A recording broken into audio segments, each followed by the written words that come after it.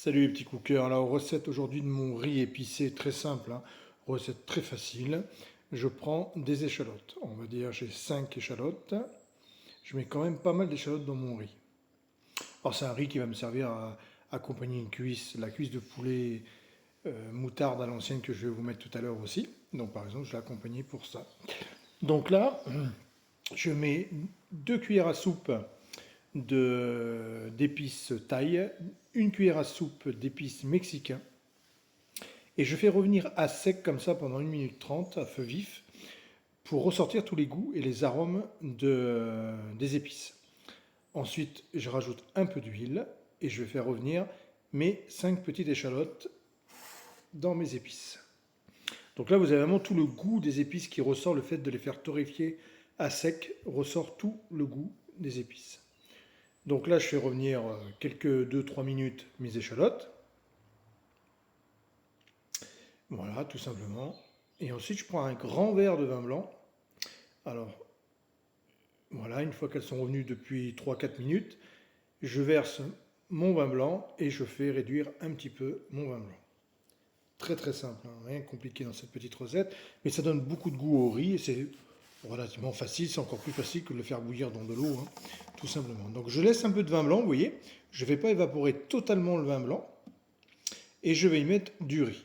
Donc là, moi j'ai fait quand même pour une dizaine de cuisses de poulet, hein, donc je compte à peu près 400-500 grammes, on va dire 500 grammes de riz, hein. Donc vous pouvez mettre, vous pouvez laisser 5 échalotes, hein, et mettre à peu près 150 ou 200 grammes. Plus il y a d'échalotes dedans confites, meilleur le riz sera, hein. Donc vous inquiétez pas si vous avez autant d'échalotes pour 200 grammes de riz.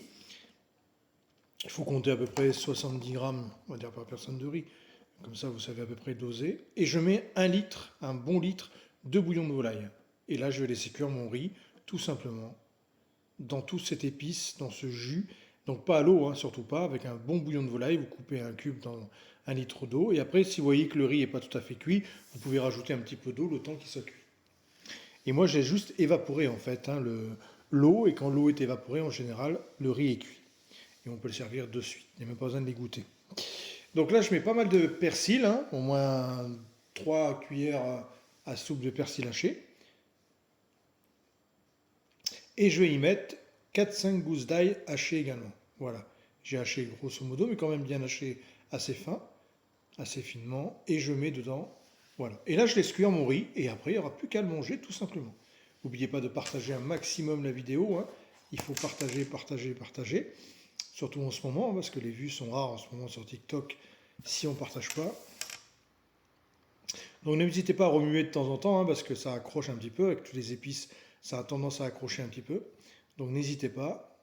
Et voilà, vous voyez, l'eau est évaporée. J'avais rajouté un petit peu d'eau, hein, un gros verre d'eau, en fait. Et je remue bien de temps en temps, et au bout de quelques minutes, une bonne 10-12 minutes, le riz est prêt. C'est un riz basmati, bien évidemment. Voilà, regardez, je vous montre un petit peu comme ça dans un petit récipient, hein. Voilà, et vous voyez, il est coloré, il est plein de goût. On sale, on poivre, mais pas trop salé parce que le bouillon sale déjà pas mal. Et on poivre, bien évidemment. Voilà, regardez comme il est goûteux, il est excellent, il est parfumé, c'est parfait. Voilà, c'était le petit riz très simple d'aujourd'hui, tout simplement. Voilà que je tenais à partager avec vous. À bientôt les petits cookers, merci à vous.